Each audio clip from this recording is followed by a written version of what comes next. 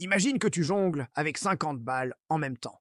C'est exactement ce que ton cerveau ressent quand il est submergé par les notifications, les onglets ouverts et les listes de tâches interminables. Ce n'est pas de la paresse, c'est un vrai phénomène qui plombe ta productivité. Et si tu en doutes, fais le test. Compte toutes tes interruptions sur une journée entière. Tu vas voir, c'est effrayant. Ton attention, c'est un capital. Il faut la protéger comme ton argent.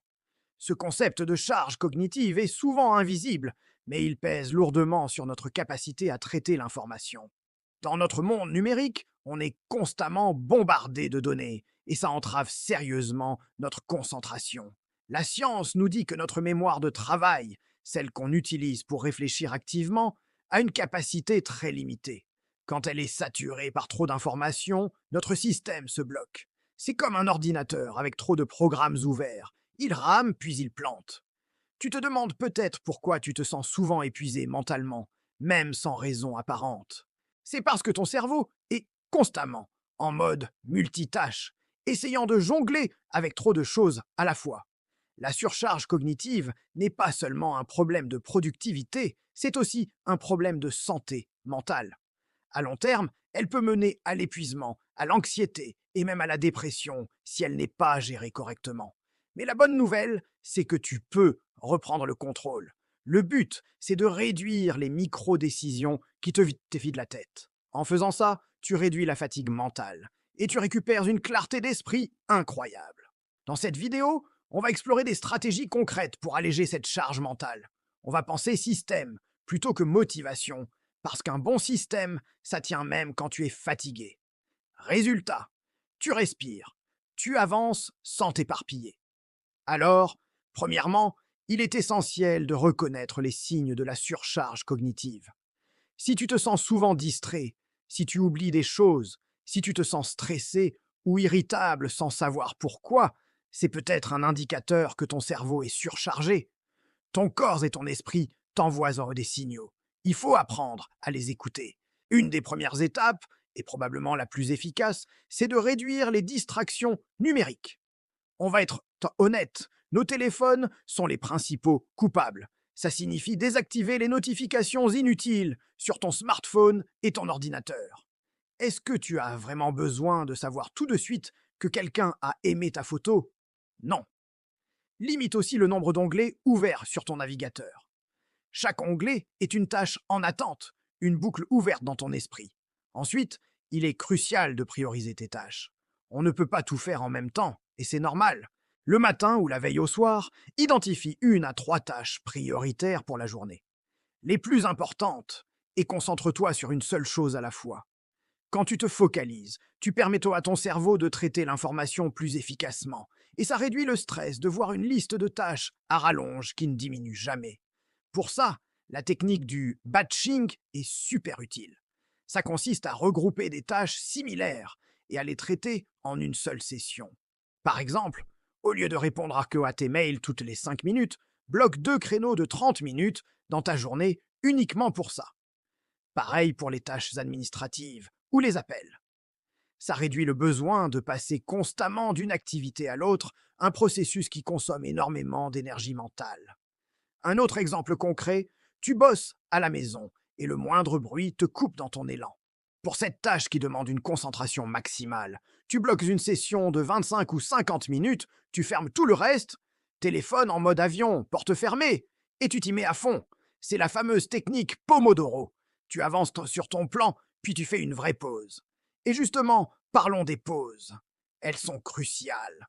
Ton cerveau a besoin de temps pour se reposer et se recharger, surtout après des périodes de concentration intenses.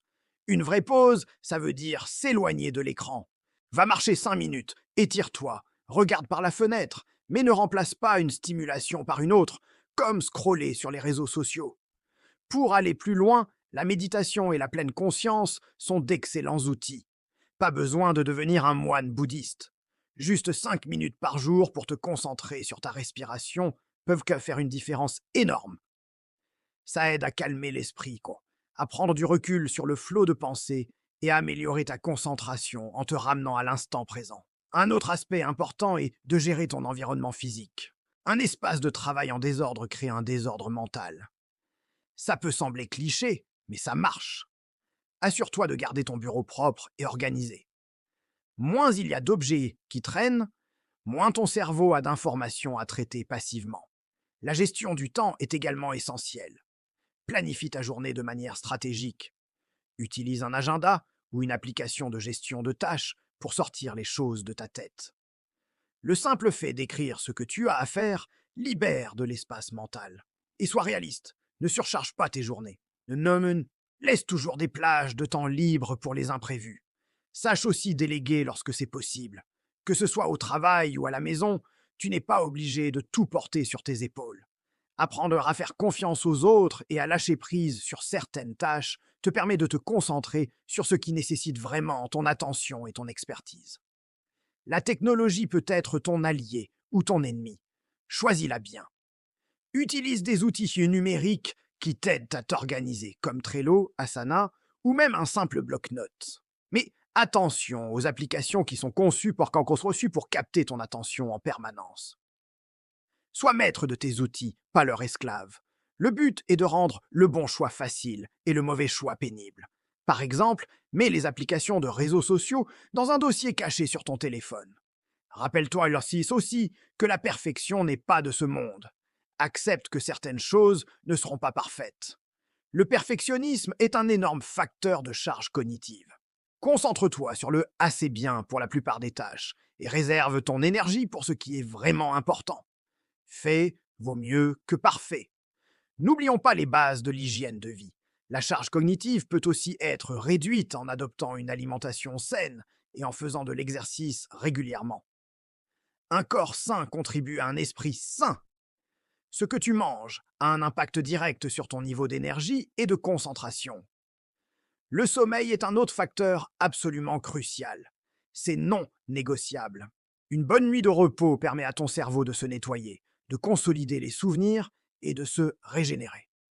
Si tu es constamment fatigué, ta capacité à gérer la charge cognitive le lendemain sera considérablement réduite. Une pratique simple mais puissante est la gratitude. Chaque jour, prends un moment pour penser à 3 choses pour lesquelles tu es reconnaissant. Ça aide à recentrer ton esprit sur les aspects positifs de ta vie, à réduire le stress et à changer ta perspective globale. Il est aussi important de te fixer des limites claires, tant dans ta vie professionnelle que personnelle. Apprends à dire non.